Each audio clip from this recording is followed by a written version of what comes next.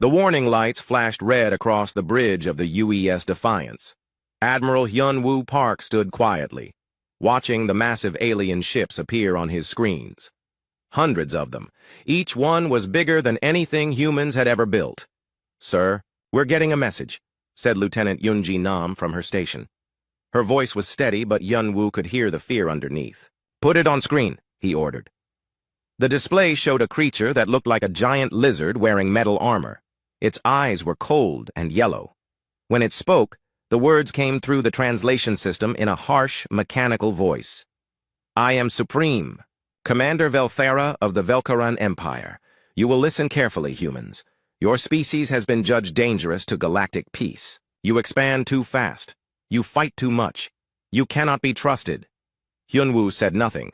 He had expected this day would come. Humans had been exploring space for only 50 years, but they had already made enemies. Velthera continued. "We offer you one choice. Surrender now.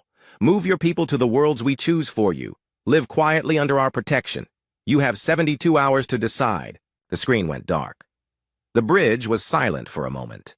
Then Communications Officer Jae-hyun spoke up. "Sir, Captain So-young Kim is requesting immediate contact from the diplomatic station." "Put her through." So-young's face appeared on a smaller screen. Behind her, Hyun-woo could see the neutral station Kepler 7 where peace talks were supposed to happen, but So-young looked worried. "Admiral, the aliens aren't here to negotiate. I've been watching them for 3 days. They act like they've already won. They talk about humans like we're children who need to be punished." "What do you recommend, Captain?" "Get our people out of here. Fast. These creatures have done this before. I found records of 12 other species that chose to accept their protection. None of those species exist anymore." Hyun-woo felt his stomach drop. "Are you certain?" "Yes, sir. They don't want to negotiate. They want us to give up without a fight. Then they'll decide if we live or die." "Understood. Get your people out of there, Captain. That's an order." "Already working on it, sir." The connection ended. Hyun-woo turned to his crew. These were good people. They had families back on Earth, children who played in parks and went to school. None of them had asked for this war. "Yoonji, get me Secretary Lee in Earth Defense Command." The main screen lit up again. This time it showed Jin-ho Lee, a thin man with gray hair who looked like he hadn't slept in days. Behind him, Hyun-woo could see the chaos of the command center. "Admiral, I assume you got their message?" "Yes, sir." "Captain Kim reports this isn't a real negotiation. They're testing us." Jin-ho nodded slowly. "Dr. Min-hee Choi agrees with that assessment. She's been studying their behavior patterns. According to her analysis, the Velkarans use the same approach every time. They make impossible demands, wait for surrender, then decide what to do with the species. And if we don't surrender, then they destroy us as an example to others." Hyun-woo looked around his bridge. His crew was listening to every word. They needed to know the truth. "What are our chances in a straight fight?" "Honestly, not good. They have better weapons, better shields, and a lot more ships. But—" Jin-ho paused. "Dr. Choi thinks we might have some advantages they don't know about." "Such as?" "They're used to fighting species that think like them. Logical, predictable. They make plans and stick to them. But humans? We're different." Hyun-woo understood. He had read the reports about how other species fought. They formed neat lines and followed strict rules. They treated war like a chess game. Humans treated war like survival. "Sir," said Lieutenant Nam, "we're getting priority messages from all human colonies. The aliens have ships at every major world." "Same message everywhere?" "Yes, sir. Surrender or be destroyed." Jin-ho leaned forward on the screen. "Admiral, the President wants to know what you recommend." Hyun-woo thought about his daughter back on Earth. She was 8 years old and wanted to be a pilot like her father. He thought about all the human children who deserved to grow up free. "Tell the President that I've read our history books. Humans don't do well in cages." "Is that a no?" "To surrender?" "That's a hell no to surrender." Jin-ho almost smiled. "I hoped you'd say that. Dr. Choi is sending you her tactical analysis. She thinks we can make this very expensive for them." "Understood. What about the other species in their empire?" "Most of them were conquered a long time ago, but some might help us if they think we can win." The screen flickered as another message came in. It was from So Young again, but she looked scared now. "Admiral, Kepler-7 is under attack. The aliens didn't. Wait for our answer. They're destroying the station. We're evacuating now, but—" The connection cut to static. Hyunwoo felt anger building in his chest. The aliens had lied. They said 72 hours, but they were already attacking. "Jae-hyun, send a message to all human ships and stations. Full military alert. This is not a drill." "Yes, sir." "Yoonji, prepare a response to the alien fleet." "What should I tell them, sir?" Hyunwoo thought about all the times in human history when people had been told to surrender to a stronger enemy. Sometimes they had given up, but the best of them had fought anyway. "Tell them this. Come and take it. Sir, you heard me. Send exactly those words." As his crew worked to carry out his orders, Hyunwoo stared at the alien fleet on his screens. They thought humans would be easy. They thought humans would be scared. They were about to learn how wrong they were. On the planet below, Jin-ho was already meeting with military commanders from around the world. Dr. Min-hee Choi had spread her research across dozens of screens.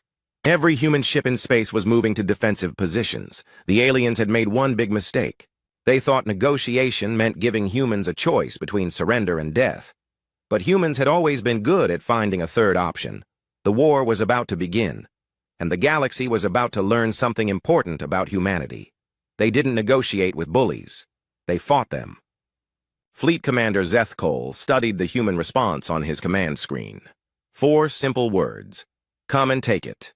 He made a sound that might have been laughter if Velkarans could laugh. "Primitive defiance," he told his officers. "They think courage can defeat superior technology." Zethkol had conquered 6 species for the Empire. Each time, the pattern was the same. The targets would fight bravely for a while, then realize they could not win. Then came surrender and peaceful integration into the Empire. Humans would be no different.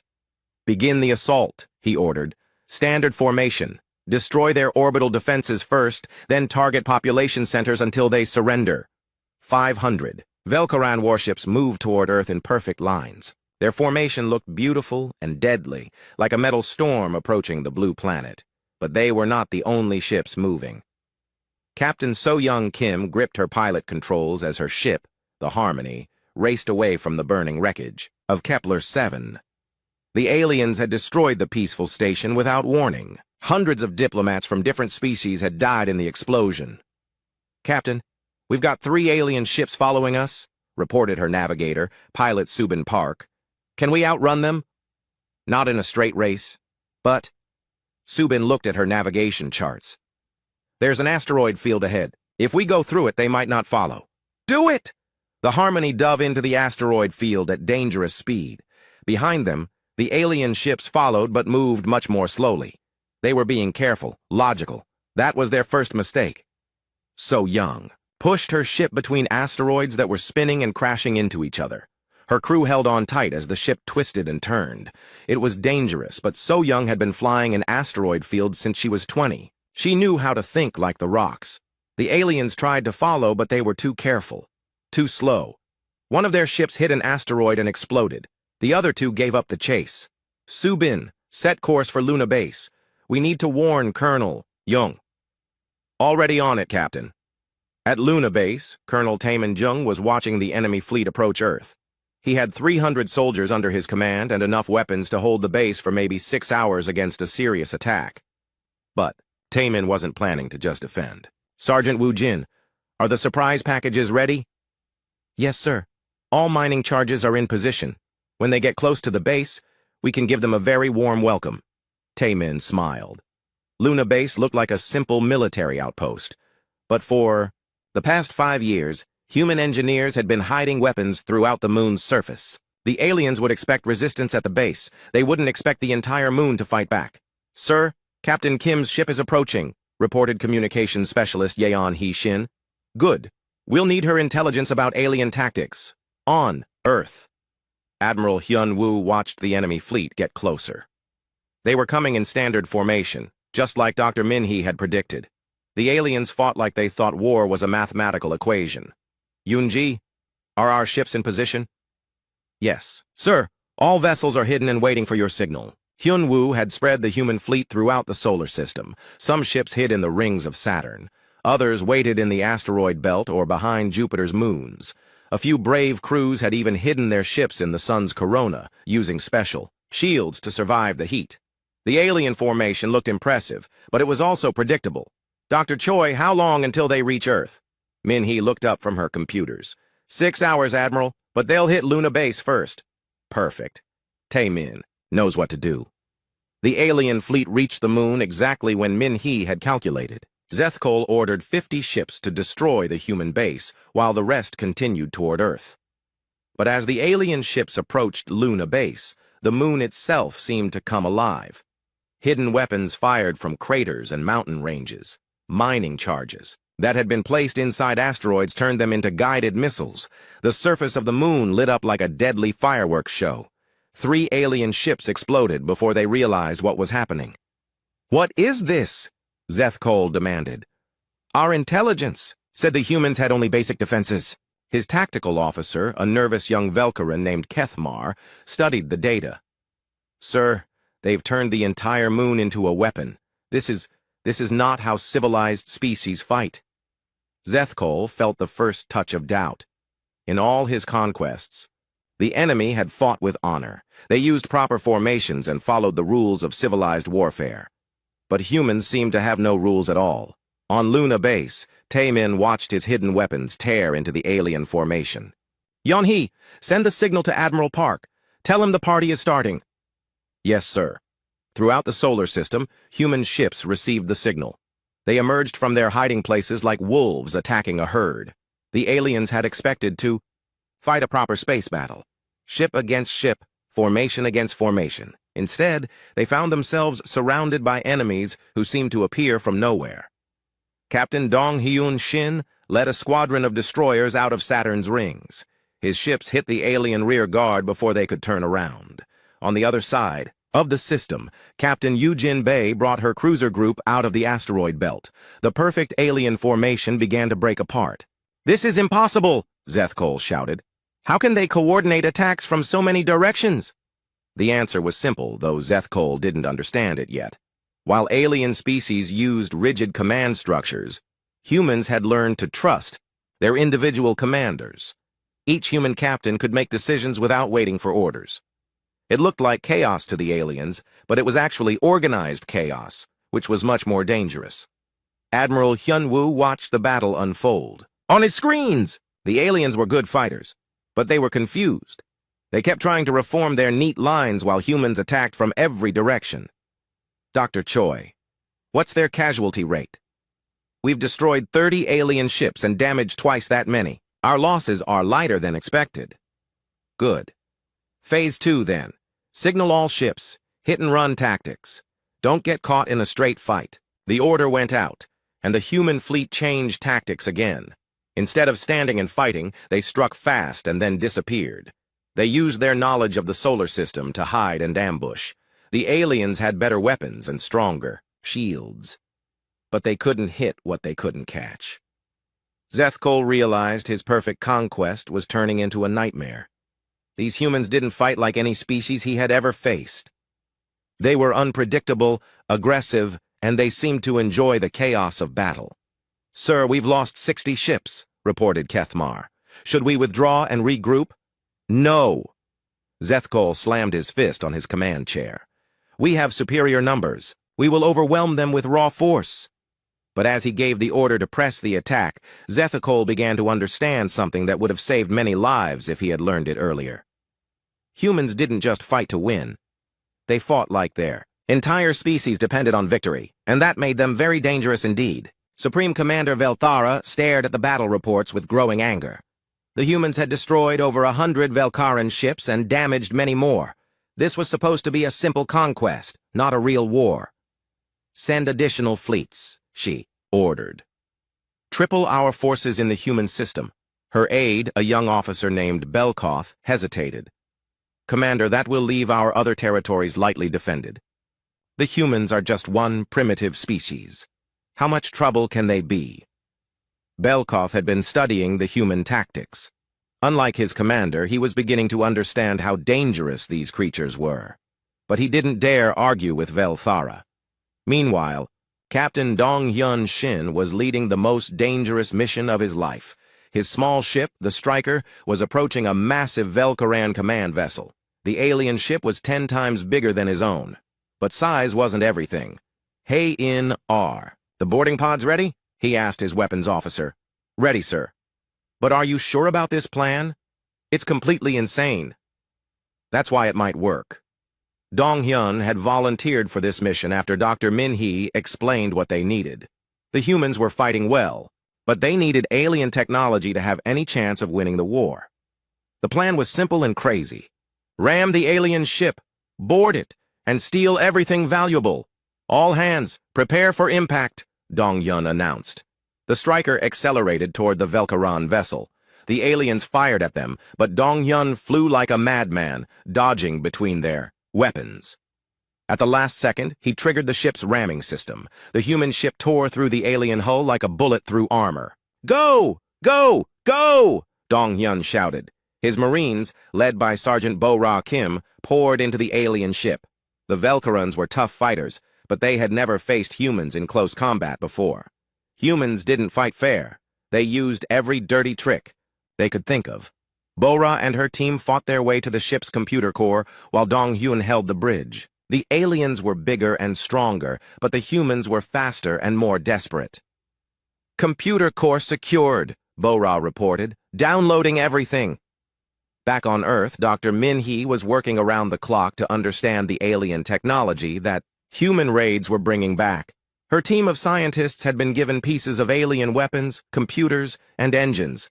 "The energy efficiency is incredible," she told Admiral Hyun-woo during their daily briefing. "Their plasma weapons are 50% more powerful than ours, but the targeting systems are too complex. They rely on perfect conditions."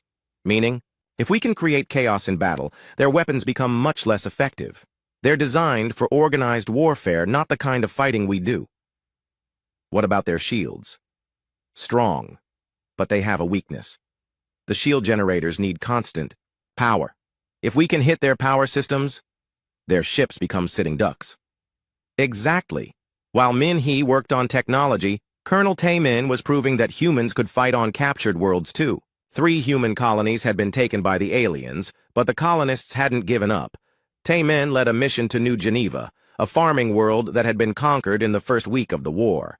The aliens thought they controlled the planet, but they were wrong. "The colonists have been fighting a guerrilla war for 2 months, reported his intelligence officer, Lieutenant Kyung-ho Nam.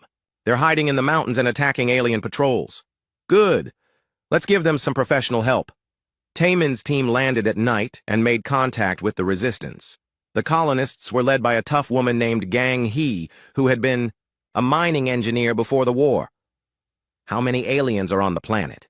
Taemin asked. "About 10,000. They control the cities, but they're afraid to go into the wilderness. They keep losing patrols." "Perfect. We're going to make them a lot more afraid." For the next week, Taemin taught the colonists everything he knew about fighting a superior enemy. How to make bombs from farming equipment.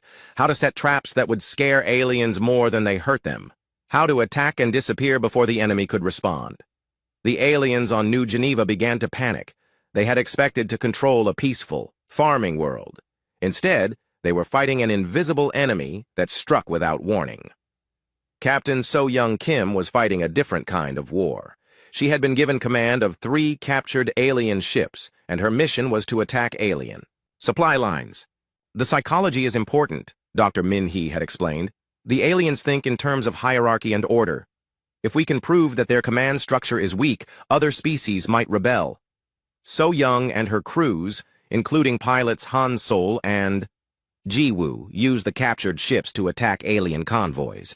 They would jump into a system, destroy a few supply ships, and broadcast messages to any aliens who might be listening. "This is Captain Kim of the Human Liberation Fleet," she would announce. "The Velcaran Empire told you they were unbeatable. But here we are, using their own ships against them. If humans can do this, what could your species do? The messages were having an effect." Intelligence reports showed that several alien species were asking questions about the war. Some were even beginning to resist their Velcaran overlords. But the real breakthrough came when Dong-hyun successfully captured A Velcaran admiral, the alien, a proud creature named Morketh, was brought to Admiral Yunwu's flagship. The Velcaran expected to be treated as a prisoner of war according to galactic conventions. Instead, Yunwu showed him videos of destroyed human colonies. "Your empire told us this was about peace," Yunwu said. "But we found mass graves on every world you've liberated. How many species have you completely destroyed?" Morketh refused to answer at first. But when Yunwu showed him evidence of Velcaran genocide against 12 different species, the alien's confidence began to crack. "You don't understand," Morketh finally said. "The galaxy needs order. Species like yours are too dangerous to be left free." "Dangerous how?" "You don't follow rules. You don't respect authority. You make war like savages." Yunwu almost laughed. "Let me understand this. You're committing genocide to bring peace?" "It's not genocide. It's necessary. Management." "I see. And who decided that your species should be the managers?" Morketh had no answer for that. The interrogation was broadcast to every human ship and colony. Now everyone understood what they were really fighting. This wasn't a war for territory or resources. It was a war for the right to exist. Admiral Hyunwoo called together his senior commanders for a strategy meeting. So-young, Dong-hyun, Tae-min, and Dr. Min-hee attended by video link from their various positions. "The enemy is sending more ships," Hyunwoo told them. "We've hurt them, but they still have superior numbers." "Then we need to change the nature of the war," said Min-hee. "Stop fighting defensively. Take the fight to them." "You mean attack?" "Their territory?" "Exactly. They expect us to defend our worlds. They don't expect us to threaten theirs." Tae-min grinned. "I like it. Hit them where they live." "It's risky," warned So-young. "If we leave Earth undefended..." "Earth is already under attack," Hyunwoo pointed out. "The question is whether we die defending or die fighting." "When you put it that way," said Dong-hyun, "I'd rather die fighting." The decision was made. Humanity would take the war to the enemy. But first, they needed to find out where the enemy lived. The alien coalition was falling apart, and Supreme Commander Velthara knew it. "The Zephirites are withdrawing their fleets," reported her intelligence officer. "They say they cannot afford to lose more of their crystal ships." Velthara made an angry hissing sound. The Zephirites were beautiful creatures made of living crystal, but they reproduced very slowly. In their long lives, they had never faced an enemy as brutal as humans. "What about the Nexari?" "The hive minds are confused. Commander, they say human tactics are causing system errors in their collective consciousness. 3 of their hive ships have gone completely silent. This was a disaster. The Nexari were supposed to be perfect logical fighters. Their hive minds could coordinate thousands of ships at once. But they were having breakdowns trying to understand human chaos warfare." Velthara stared at the tactical display. Red markers showed human raids throughout Velcaran space.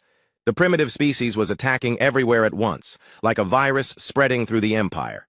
Meanwhile, Dr. Min-hee Choi was making a breakthrough that would change the war. "Admiral, I've found it," she announced to Hyunwoo over the communication. "Link." "Found what?" "The location of the Velcaran homeworld. It's called Velcaran Prime, and it's only lightly defended." "How is that possible?" "Arrogance," Min-hee said simply. "They've never been attacked at home. Their homeworld has basic defenses, but nothing like what they use to guard their military bases."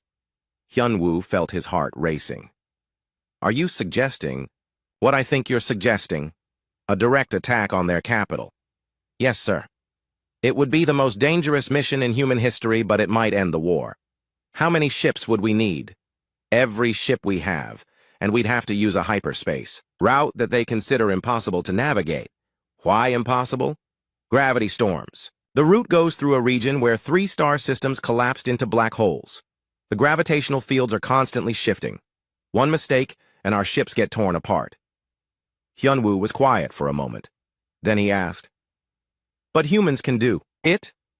"I think so. Our pilots are trained for atmospheric flight in bad weather.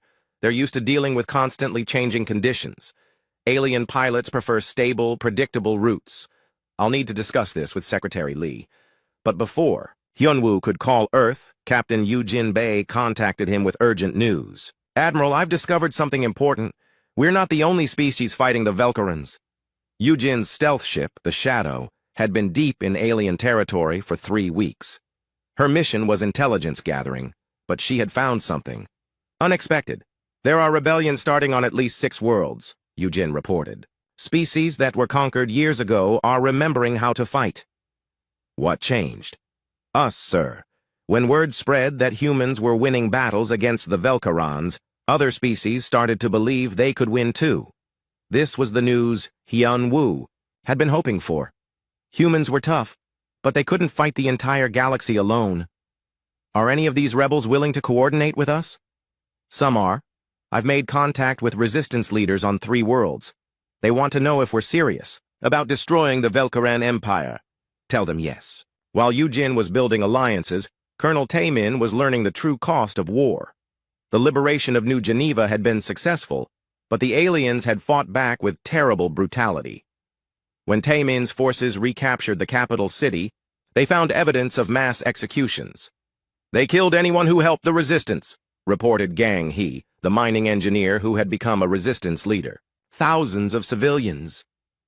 Taemin looked at the mass graves and felt his anger turn cold and hard.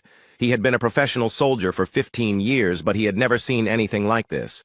How many other worlds have they done this to? All of them, Gang Hee said quietly. Every world that resisted. This is what they call pacification. Taemin sent the evidence back to Earth immediately. When the footage reached the human government, it ended any remaining debate about the war. Secretary Jin-Ho Lee addressed the world that evening. The aliens told us they wanted peace, but peace to them means the silence of the grave.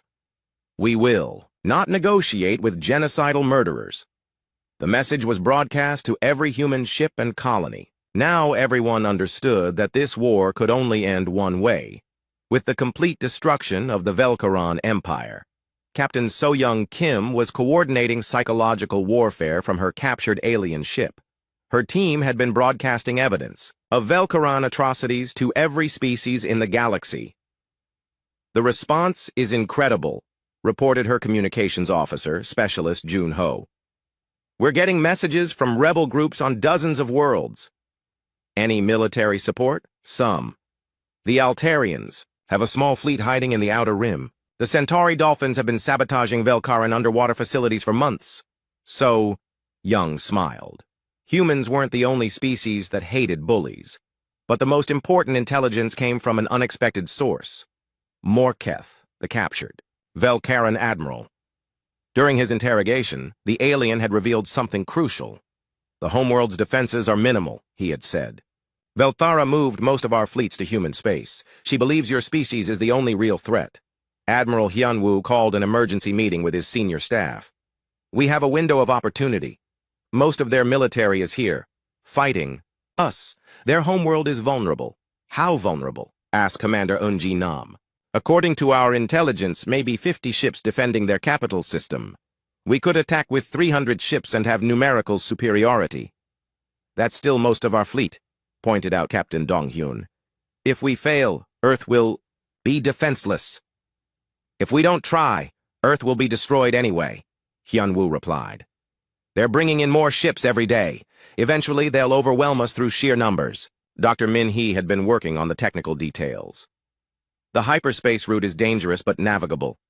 Our pilots can handle it if we modify our navigation systems. How long would the mission take? 2 weeks to reach their homeworld. Maybe 3 days for the battle. 2 weeks to get back. A month total. Can our defenses hold here for a month? With the help of our new allies, yes, said So-Young. The rebel fleets can harass Velkaran supply lines while we're gone. The decision was made. Humanity would attempt the impossible, a direct attack on the capital of a galactic empire. But first, they had to get there alive. Yujin, Hyun-woo said to the captain of the Shadow, I have a special mission for you. I need you to scout the route to Velkaran Prime. Find us a path through those gravity storms. Yes, sir. When do I leave? Tonight. And Yujin? If you don't, make it back. We'll name a star after you. Thank you, sir, but I'd prefer to come back and see it myself.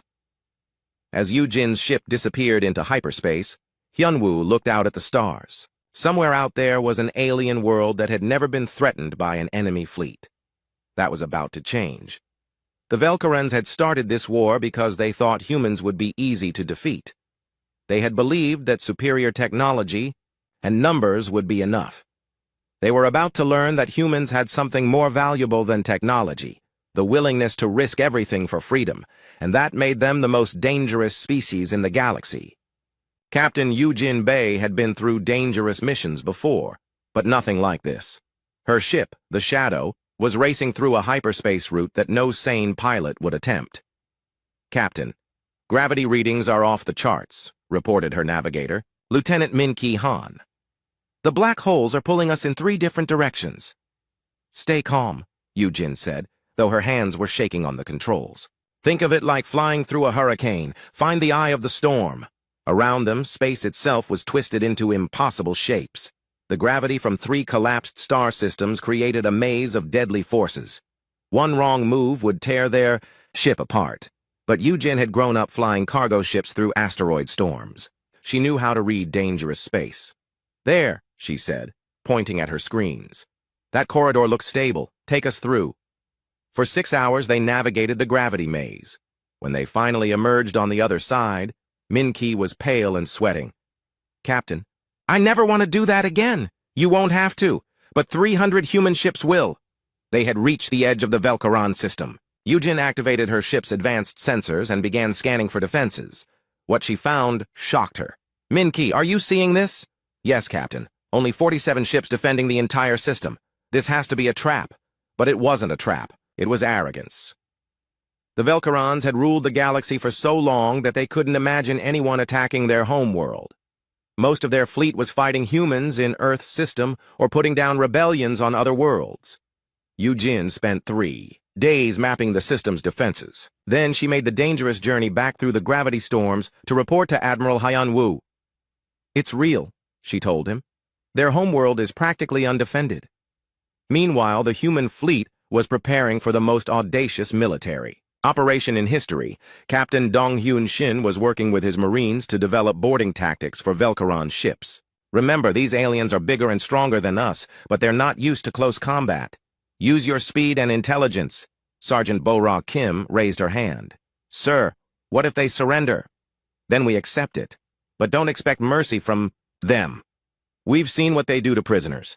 Dr. Min-Hee was making final modifications to the navigation systems. "Each ship needs to follow the exact path that Eugene mapped out.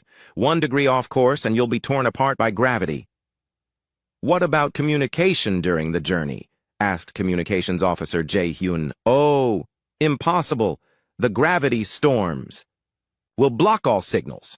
Each ship captain will have to navigate independently." This was the most frightening part of the plan. 300 ships would enter the maze, but there was no guarantee they would all emerge together. Admiral Hyun-woo addressed the fleet before departure. His image appeared on screens throughout the human battle group. "We're about to attempt something that has never been done before," he said. "We're going to attack the heart of an empire that has ruled the galaxy for 1,000 years. He paused, looking at the faces of his crews. These were ordinary people who had been forced to become warriors. The aliens started this war because they thought we would be easy to conquer. They thought humans would surrender rather than fight. Today, we're going to show them how wrong they were. Each of you volunteered for this mission, knowing you might not come home. Your families know it too. They're proud of you, and so am I. When we reach Velkaran Prime, remember what we're fighting for. We're not just defending human colonies. We're fighting for every species that has been enslaved by the Velkaran Empire. We're fighting for the right of all people to live free." "Good luck, and see you on the other side." The human fleet entered hyperspace in small groups. 300 ships disappeared into the gravity storms, following the narrow path that Eugene had discovered. For Admiral Hyun-woo, the journey was a nightmare of uncertainty. His ship twisted and turned through the maze of warped space. Sometimes he could see other human vessels nearby. Sometimes he was alone in the twisted darkness. 2 ships were lost during the passage. The destroyer Seoul and the cruiser Busan made navigation errors and were crushed by gravitational forces. 600 brave souls died in the storms. But the rest of the fleet emerged at Velkaran Prime exactly when planned. The aliens were completely unprepared. "Unknown ships detected!" screamed the Velkaran Defense Coordinator. 300 vessels of unknown design! Supreme Commander Velthara was on Velkaran Prime, coordinating the war effort. When she heard the report, she couldn't believe it. Impossible. No one knows the location of our homeworld. Commander, they're human ships. Velthara felt ice in her blood. The primitive species had somehow found and attacked the most secure location in the galaxy. "All available ships defend the homeworld. Send word to our fleets in human space. Tell them to return immediately." But it would take days for reinforcements to arrive. The human fleet was here now. Admiral Hyun-woo looked at the blue-green world below. Velkaran Prime was beautiful, with white cities and peaceful oceans. It looked nothing like the evil Empire's capital. "All ships, begin the attack," he ordered. "Primary targets are orbital defenses and government facilities. Avoid civilian areas when possible." The battle began with shocking violence. The Velkaran defenders were good fighters, but they were outnumbered 6-1. Human ships attacked from every direction, using the same chaotic tactics that had worked so well in their home system. Captain Yujin led a squadron of fast attack ships against the orbital weapons platforms. "Remember, hit fast and keep moving. Don't give them time to target you." Captain Dong-hyun commanded the assault on the main Velkaran fleet base. His Marines boarded enemy ships while they were still fighting, capturing vital intelligence and prisoners. But the most important target was the planetary communications center. If the humans could capture it, they could broadcast to the entire galaxy. That mission fell to Colonel Tae-min and his special forces. "Gang Hee, are you sure you want to do this?" Tae-min asked the former mining engineer who had insisted on joining the mission. "Those aliens destroyed my home and killed my friends," she replied. "I want to be there when their empire falls." Tae-min's team landed near the communications center under heavy fire. The building was defended by Velkaran elite guards, but humans had learned to fight dirty. They used explosives made from captured alien technology. They attacked from unexpected directions. They used the aliens' own honor code against them. The Velkarans expected enemies to fight fairly. Humans preferred to win. Within 6 hours, the communications center was in human hands. Dr. Min-hee had prepared a special broadcast for this moment. Using evidence gathered from captured worlds, she transmitted the truth about the Velkaran Empire to every species in the galaxy, images of mass graves, records of destroyed civilizations, proof that the Empire's peace was built on genocide. The broadcast ended with a simple message. The Velkaran Empire is not invincible. If humans can reach their homeworld, so can you. Rise up. Fight for your freedom. Across the galaxy, rebellions exploded on 100 worlds. Supreme Commander Velthara watched her empire crumble from her command bunker. The humans had done more than attack her homeworld. They had destroyed the myth of Velkaran invincibility. "Commander, human forces are approaching the capital city," reported her aide. "How many?" "All of them." Velthara made a decision that would have been unthinkable just hours before. She opened a communication channel to the human fleet. "I wish to negotiate," she said. Admiral Hyun-woo's response was swift and brutal. "You had your chance to negotiate. That was 3 months ago, when you offered us slavery and called it peace. Now you face the consequences of your choice. But surely we can reach some agreement. The only agreement I'm interested in is your unconditional surrender." For the first time in her life, Velthara understood what it felt like to be powerless. The war was ending, but not the way anyone had expected. The Velkaran Empire died not with a great battle, but with a whimper. Admiral Hyun-woo stood on the bridge of the former Velkaran flagship, now renamed Liberation. Through the viewports, he could see refugee ships fleeing Velkaran Prime. The alien civilians were running from their own homeworld, terrified of human revenge. "Sir, Supreme Commander Velthara is requesting permission to speak with you," reported Lieutenant Yoon-ji Nam. "Put her through." The screen showed the once proud alien leader. Her yellow eyes were dull with defeat, and her armor was cracked and dirty. "Admiral, I formally surrender all Velkaran forces to human command." "Unconditional surrender?" "Yes. We cannot continue this war." Hyun-woo nodded. "Your surviving ships will be escorted to designated areas. Your weapons will be surrendered. Your leaders will face trial for crimes against sentient species. And our people will be treated better than you treated your victims. The transmission ended. Around the galaxy, Velcaran forces were laying down their weapons. Some fought to the end, but most simply gave up when they learned their homeworld had fallen. Secretary Jin-Ho Lee addressed the human government from Earth. The war is over. Humanity has achieved total victory over the Velcaran Empire. But even as he spoke, Jin-Ho knew the real work was just beginning. An empire that had ruled for 1,000 years had collapsed in less than 6 months. Someone had to fill the vacuum. Dr. Min-Hee Choi was working with newly freed alien species to establish communication protocols. Her laboratory had become a meeting place for representatives from dozens of worlds. The important thing, she told a gathering of alien diplomats, is that humanity doesn't want to rule you. We want you to rule yourselves. A crystalline zephyrite named Quinthara spoke up. But without the Velcaran Empire, who will maintain order? Who will settle disputes between species? You will, Min-Hee said simply. We'll help if you ask us to, but the decision is yours. This was a radical idea to species that had lived under imperial rule for centuries. Freedom was a concept they had almost forgotten. Captain So-Young Kim had been appointed as humanity's first galactic ambassador. Her job was to build relationships with the liberated species and prevent new empires from forming. Some of the former Velcaran worlds want to join together in a federation, she reported to Admiral Hyun-woo. Others want complete independence. A few are asking if they can become human colonies. What did you tell them? That they're free to choose whatever government they want as long as they don't try to conquer their neighbors. And if they do, then they'll meet the same fate as the Velcarans. The message was spreading throughout the galaxy. Humanity would not tolerate new empires. Species could govern themselves however they wished, but slavery and genocide were no longer acceptable. Captain Yujin Bei had been given command of the new Galactic Defense Force.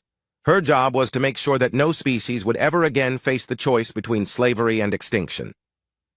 We're not the galaxy's police, she told her mixed crew of humans and aliens. We're the galaxy's immune system. We only act when someone threatens the freedom of others. Her flagship, the Liberator, carried crews from 12 different species. They had volunteered to serve under human command because they trusted humanity's commitment to freedom. Colonel Tae Min-jung was overseeing the difficult process of rebuilding worlds that had been devastated by Velcaran rule. Some planets had been strip-mined. Others had been turned into slave camps. A few had been completely depopulated. It's going to take generations to fix this damage, he told Gang Hee, who had become his partner in the reconstruction efforts. Then we'd better get started, she replied. Taemin smiled. Gang Hee had lost everything to the Velcarans, but she hadn't lost hope. That was the kind of spirit that would rebuild the galaxy. Captain Dong-hyun Shin was leading the trials of Velcaran, war criminals.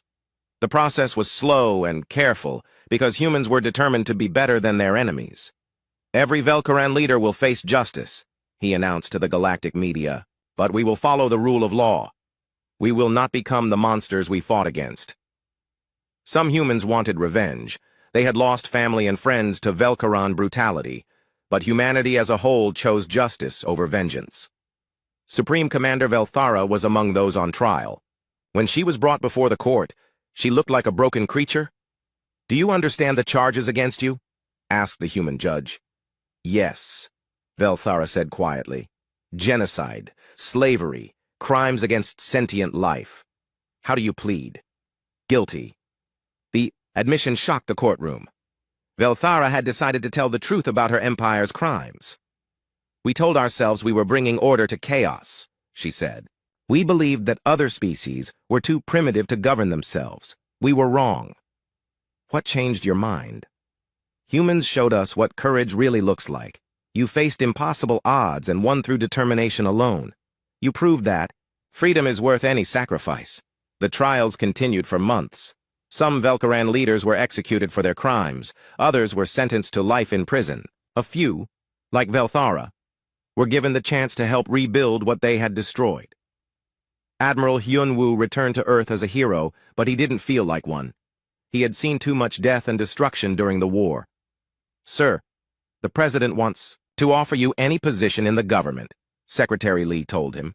Thank you, but I think I've done enough governing for one lifetime. What will you do now?